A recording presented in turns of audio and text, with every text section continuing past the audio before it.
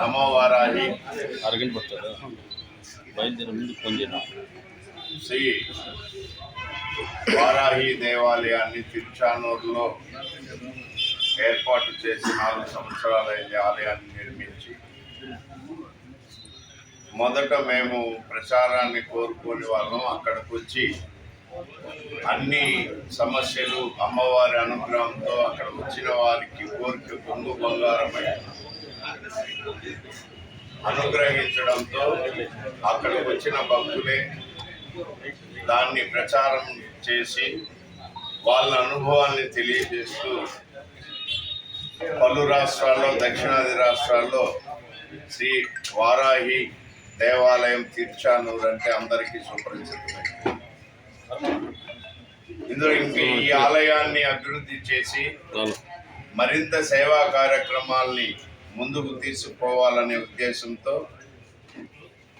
మేమందరం, వారాహి భక్తులమైన మేమందరం ఒక ట్రస్టుని ఏర్పాటు చేసి ఆలయ నిర్మాణం, వారాహి దేవి యొక్క ప్రాశస్తాన్ని తెలియచేయాలనే ఉద్దేశంతో మాకు ముందుండి నడిపించేవారు, వెన్నుదన్నుగా ఉండేటువంటి వ్యక్తుల కోసం మేము పరిశీలన చేస్తే మాకున్న పరిచయాలలో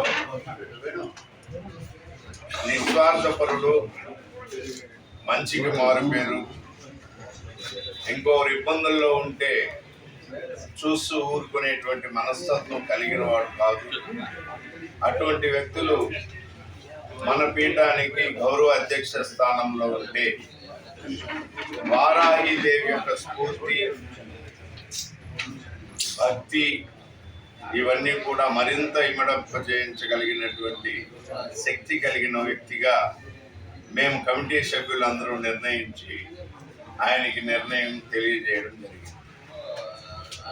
ఆయన మొదట్లో నేను గౌరవాధ్యక్షుడిగా ఉన్నా లేకపోయినా మీ అందరికీ నేను అందుబాటులో అండదండలుగా ఉంటానని చెప్పినప్పటికీ మేము లేదు, మీరు దీంట్లో భాగస్వామ్యం అయితే మరింత కార్యక్రమాల్ని మేము ముందుకు తీసుకుపోగలుగుతామని సెలవిచ్చి ఆయన మనస్ఫూర్తిగా అంగీకరించి ఈ యొక్క వారాహి శక్తి టెంపుల్ ట్రస్ట్కి గౌరవ అధ్యక్షులుగా మేము ఆయన్ని నియమించుకోవడం జరిగింది.